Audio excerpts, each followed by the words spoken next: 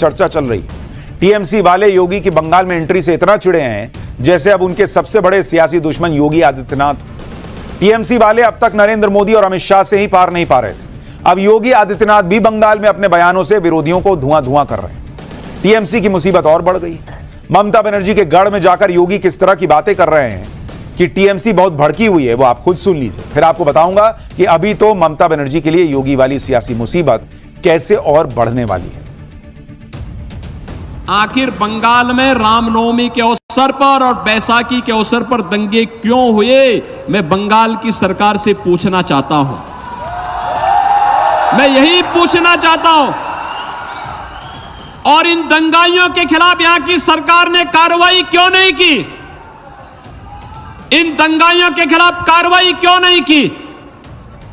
बहनों और भाइयों, अगर ये दंगाई उत्तर प्रदेश में इस प्रकार से अत्याचार करते, अब तक मैं इनको लटका करके, उल्टा लटका करके ठीक कर देता। और वह हाल इनके कर देते कि इनकी 7 पीढ़ियां भूल जाती कि दंगा कैसे होता है।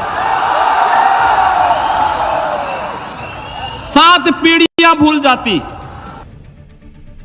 यही वजह है कि योगी आदित्यनाथ की ऐसी डिमांड है कि यूपी में तो वो एक दिन में 3-3 रैली कर ही रहे हैं। यूपी से बाहर भी सीएम योगी की भयंकर डिमांड चल रही है।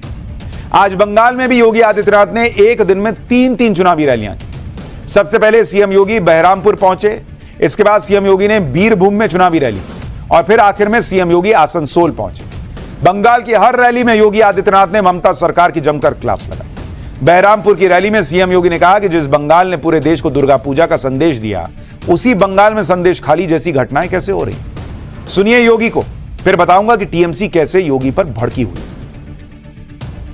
जिस बंगाल ने भारत को सिखाया था कि गर्व से कहो हम हिंदू हैं, उस बंगाल में आज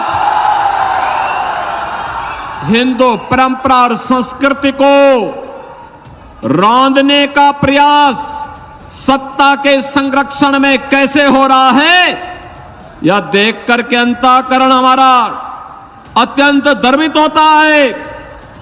और जिस बंगाल ने देश को दयामयी शक्ति के अधिष्ठात्री देवी मां दुर्गा की पूजा का अनुष्ठान करने का संदेश दिया था, उस बंगाल में बहनों और भाइयों संदेश खाली जैसी घटनाएं बंगाल के अंदर कैसे घटित हो रही हैं, यह प्रश्न आज मैं बंगाल की सरकार से करने के लिए, बहरामपुर से प्रश्न मैं करने के लिए आया हूं।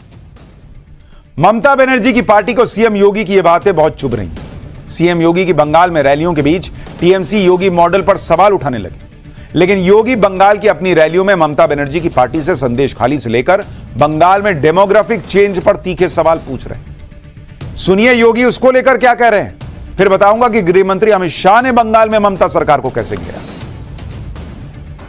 और क्या यह सच नहीं कि जिन कारणों से 1947 में भारत का विभाजन हुआ था, वही परिस्थिति आज कांग्रेस, तृणमूल कांग्रेस और कांग्रेस का इंडी गठबंधन फिर से देश के अंदर पैदा करना चाहता है, बंगाल के अंदर पैदा करना चाहता है।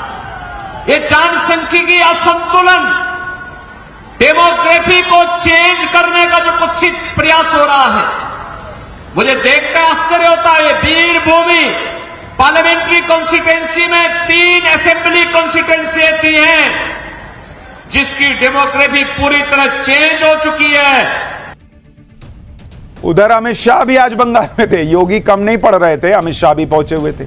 अमित शाह ने आज बंगाल के पूर्व बर्धमान में चुनावी रैली की। अमित शाह ने कहा कि बंगाल में बीजेपी को 30 सीटें मिल गई तो गुंडों को उल्टा लटकाकर सीधा कर दिया जाएगा।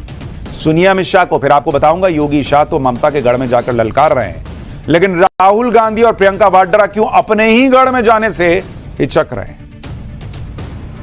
नरेंद्र मोदी जी ने 10 लाख करोड़ रुपया दीदी को बंगाल के विकास के लिए भेजा है। आपके गांव में कुछ आया है क्या? जरा जोर से बोलो, आया है भाई? आया है? कहां गया?